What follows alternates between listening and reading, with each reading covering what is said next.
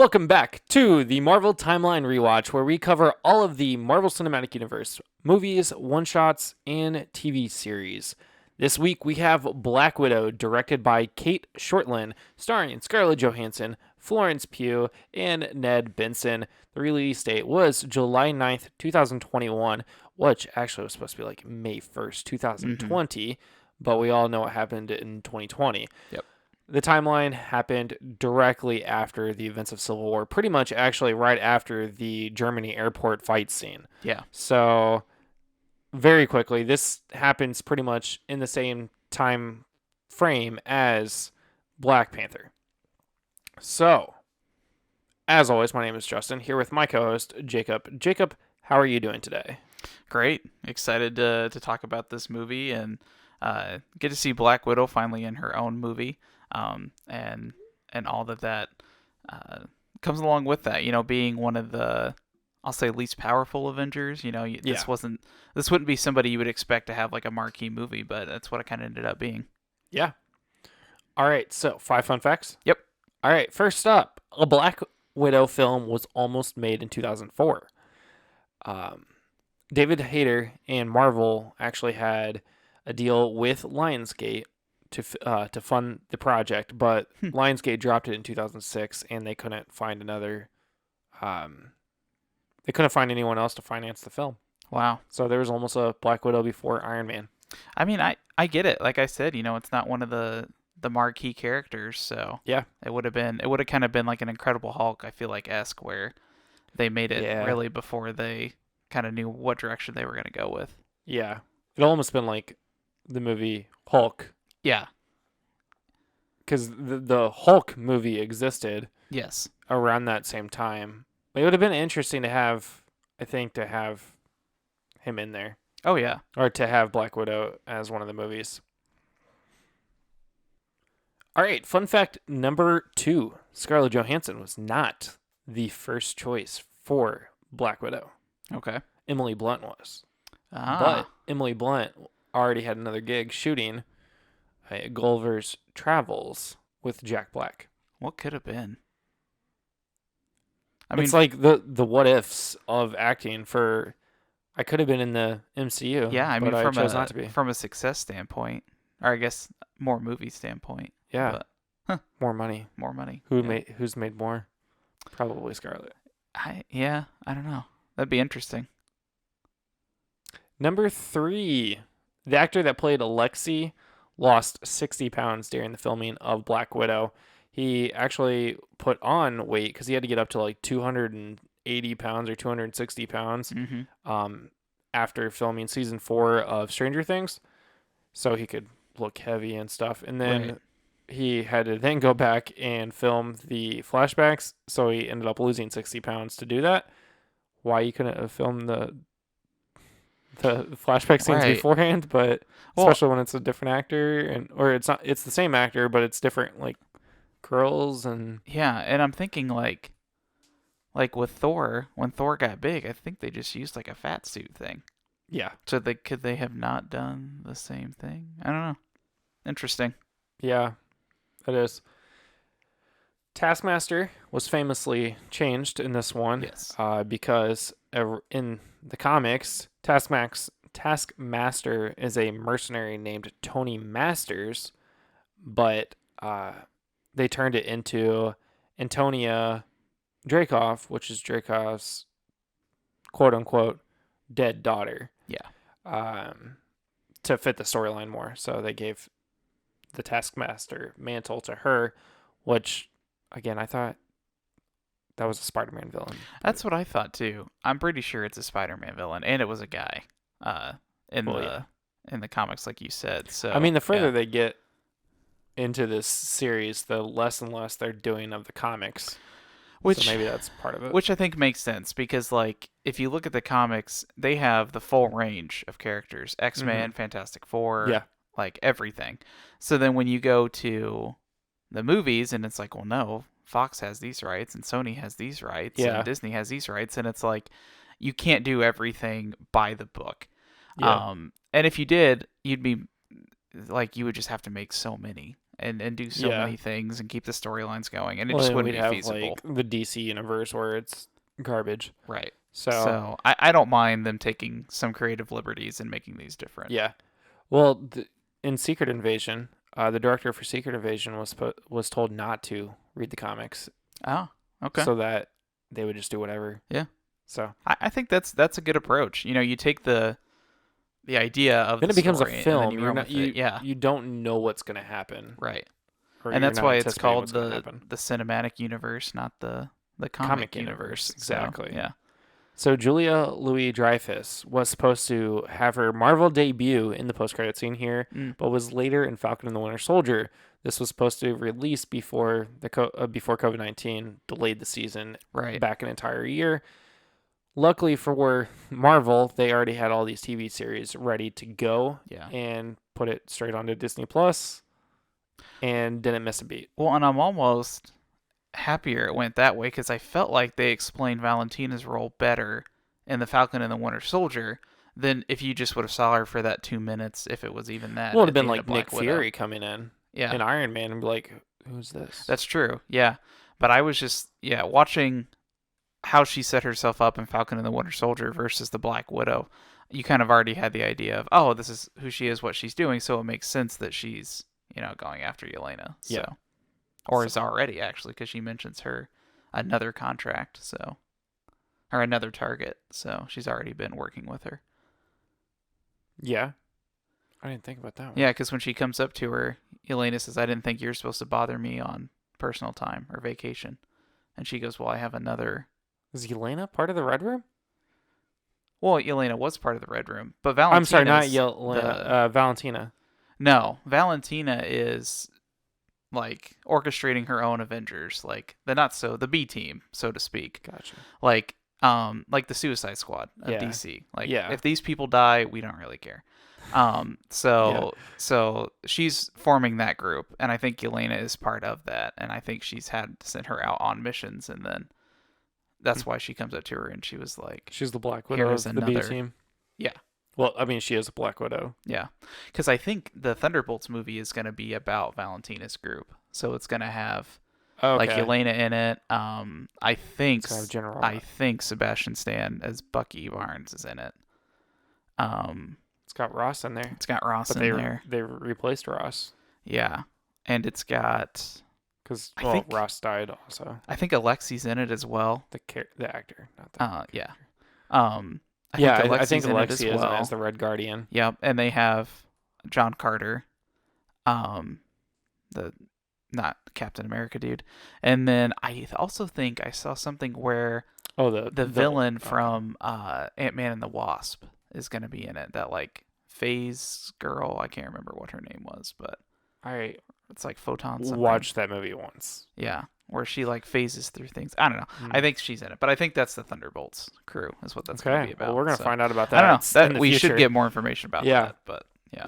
Okay, so you want to talk about the movie synopsis? Yes. Okay, so as we talked about, this takes place in between Civil War and Infinity War, pretty much the same time as Black Panther. So the film begins in Ohio in 1995, where Natasha and her quote-unquote family are living. We find out that they're basically sleeper cells and for the Russian government, who ends up being the Red Room, which was interesting. Just infiltrating. They basically had this whole disguise, this whole get up on who they were. Their mom was actually a Black Widow. Mm-hmm. Then Yelena, of course, she was 6 at the time, I think. Yeah, something like that. She was young. Natasha was like 12 or something like that. But Yelena was definitely 6. But they, I guess, got found out. So they had to run. Well, I think Alexei burnt down that North Institute research facility. Oh, that was the mission. And he stole some kind of data from them. Gotcha. And then he burned it down, and then he's like, all right, we got to go. Yeah. So then they were on the run. Yeah. Okay. So they get to Cuba. They fly to Cuba, and that's when the girls are taken and become part of the Red Room. The opening credits there, kind of like the Hulk, where it had a bunch of like backstory in the credits to Yes. fill a gap on what happened, and then all of a sudden it was 21 years later, and now Natasha's on the run because this is post Civil War, Mm-hmm. from what she did at the airport, which was actually kind of funny because General Ross was onto her, like where she was at, and the whole time you're like, oh, she's about to get caught. She's in this building, and no, she's actually on a boat Yeah. and had already gotten rid of her tracker. So that was kind of funny. She had the last laugh there. Yeah. And I going back to the opening credits, I appreciated those because like I feel like it was Age of Ultron when you kind of I think is when she had those flashbacks to her time in the Oh Red Room yeah, yeah, yeah, and stuff like that. So then these credits, opening credits, kind of call back to that, yeah. and you see some of the similar shots and similar things that they went Yep. through. So I think I appreciated that as kind of like we already kind of know what she went through, but if you don't know, this is what involves becoming a Black Widow essentially. So Yeah. So the whole film was her on the run. yeah, From because of the Sokovia Accords, but not knowing why. And well, no, I'm sorry. You know why. Taskmaster all of a sudden randomly comes into this. She right, doesn't understand why she thinks Taskmaster is with the UN to bring her in, yeah, not realizing what's going on. And what had happened was Yelena had sent some of the like yeah. what am I It's thinking like of? it was almost like an aerosol. Like it was this powder What is that the word I'm looking for? I don't know, but it broke the trance that the Black Widows were in from the Red Room. So I can't believe I can't think of the word I'm trying to yeah, think of I here. got nothing. Uh, the antidote. That's the word I'm looking Oh, for. It has the okay. antidote Yes. for their Yes. mind control because we find out that everybody from the Red Room is being mind controlled by Yeah. Dreykov, who also famously is quote unquote dead. Yeah.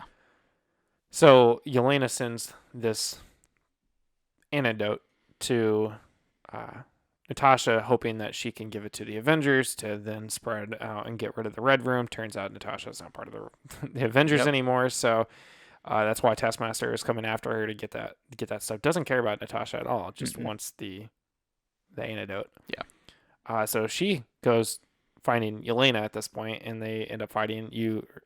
The fight scene was quite interesting, and then all of a sudden, like, oh yeah, we're sisters, by the way. Yep. I'm like, okay. So this brings them all together. They basically bring the band back together, finding their quote unquote mom and dad. Yep.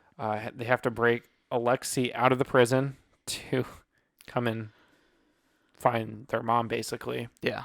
And then we find out that the mom, what's her name?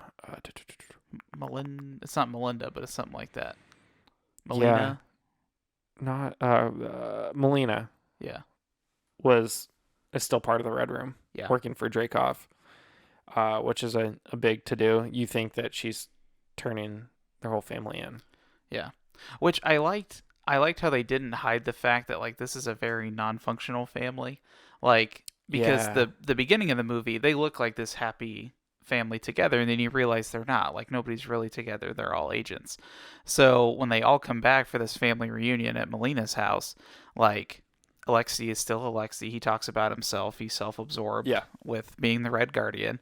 Black Widow's Black Widow. Yelena's kind of doing her own thing, and then Melina is still so ingrained in her science and her work in the Red Room. She almost like lets that pig die, like when she's showing him what she's doing, and she's like, "Oh, he would have lasted another 11 seconds." Like yeah, she just has no thought for life. I guess it's more yeah. like the science and the tactics behind it. So it is this really messed up family, but it's all that they have, and I think that's what kind of hits home is that this is the only family they've known.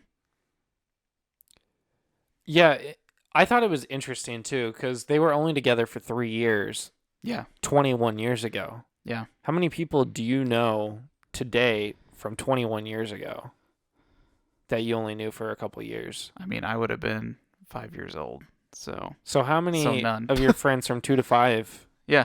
do you like Well, keep up with? uh, not a lot. I mean, I know I know what friends I had when I was But only 2 to when you were 5, from but 2 to 5, not oh, till not 6 after or that. 7 or Oh, 8, because you th- didn't know them at that point. then They're no. gone. Yeah, I got nothing. And they came right back in like this is family. Yeah, which is sad in some respect, because like even though Black Widow has found a family with the Avengers, it's not. Yeah. It still didn't replace her traditional family that she was looking for her whole life. That she has with this group of Yeah. people that nobody has to be a family. They were all doing a job, and I think that Melina says that like, well, this is what I was told to do, so I went and did it. Yeah, and So Yelena gets really upset about that yeah, because 'cause it was that all was her fake. only family, Yeah. and for the first 3 years of her, like her memory, that was family. That she didn't know any better. Mm-hmm. She didn't know what she was gonna be turned into. So, Yeah. so this all leads up to the Red Room coming in, because the whole time they want to find the Red Room. That's why Yeah. they had to go find Melina, to find out where the Red Room was, because she probably knew, or she was part of. They knew that she was part of the Red Room. No, Mm-hmm. they didn't know that she was part of the Red No, Room. Alexei said that because when She they would know. rescued Alexei out of, or helped him escape from the prison, he goes, I didn't know where it was. He goes, Dreykov just kind of cast me out. He goes, if you want to know who was really in tight with Dreykov, it was your mom, Melina. Okay. And then they were like, well, then let's go see her. And then he's like, all right, I'll get you there. And then they barely fall out of made the it. sky. So Yeah. So yeah. So they're meeting up. Turns out that Melina told the Red Room that they were there, and you think that she's yeah. basically turning them in. And that's where things got interesting, Mm-hmm. because you don't realize while Alexei and Elena is talking that they've basically come up with this whole plan of what they're about to do. They switched faces. They have this entire secret plan going on, and you don't realize that.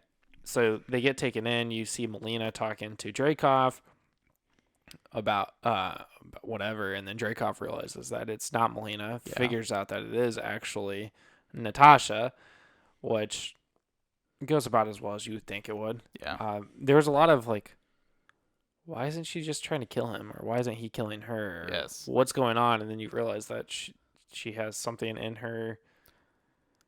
What was it? It was a pheromone blocker. Yeah. So But as long as she had could to smell, break something in. yeah, she had to sever the nerve for Yeah. her. I think it was her olfactory sensory. So as long as she could smell Dreykov, she could not kill him. Okay. So as long as she essentially broke her nose so she couldn't smell, she could kill him.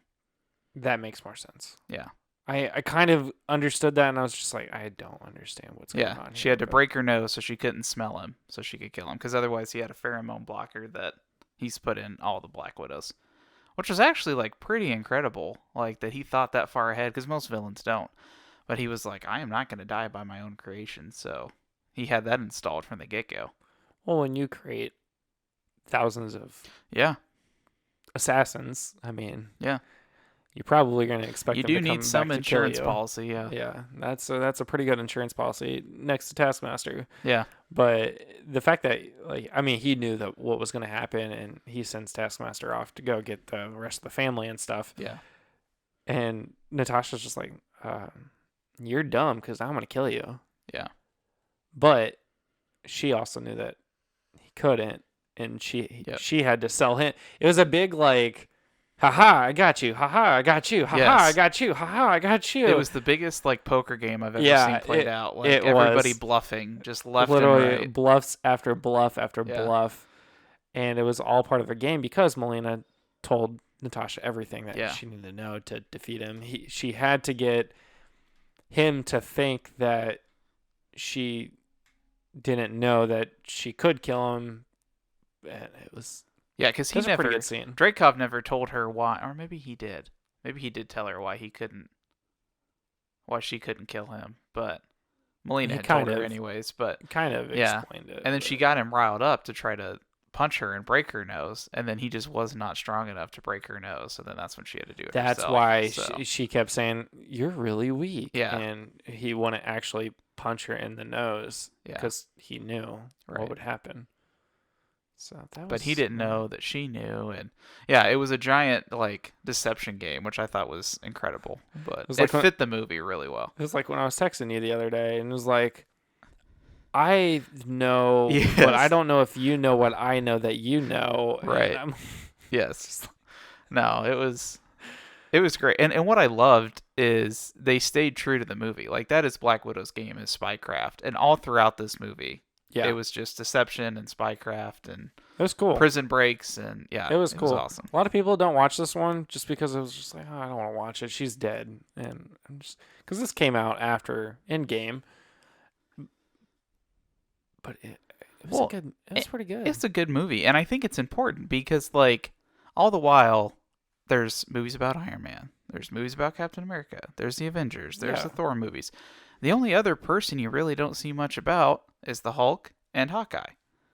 And the Hulk makes like appearances in other movies, but like Well, and then Hawkeye got his own and Hawkeye series, got his own and series. So but you like don't see his pre. but it's like what does Black Widow do in her quote unquote free time? Like or like what is the story behind Black Widow? Because everybody kind of knows what she is, but not all that she's went Who through. is she when she's So, not the spy? exactly, and and the fact that she went on her own adventure when she was running away from the Avengers and everything else and the Sokovia Accords, it was like she never once stopped being that superhero. Because as soon as she found out what was happening with the Red Room, she was like, "No, I have to stop this." And I think some of that was still a little bit of regret from not getting it done the first time. So when she killed or When thought she thought, killed Dracov's daughter. when she thought she killed Dracov in general. Yeah. But yeah, so the Melina was supposed to part of this whole plan was Melina was supposed to get out because she designed those locked rooms. I thought it was really funny that Alexei thought he had an earpiece and was talking to Yeah. Natasha, and Melina's just like, "No, you don't have an earpiece. Who are you talking to?" Right. But her plane goes down because she was gonna just bring it down and then have everybody captured, but she ends up having to blow it all up basically Yeah. in the sky. So quite interesting there. Lots of fight scenes there. You think Dreykov's about to get away, but Yelena blows up the chopper, and Dreykov is actually dead. Yeah. And the whole time you're like, oh, you know Black Widow doesn't die, but you're like, oh, Yelena's Yeah. gonna die, or oh, Alexi's gonna die here, or Melina's gonna die here, and then like nobody dies, and you're like, oh, Nobody died in okay, this movie. well, Okay.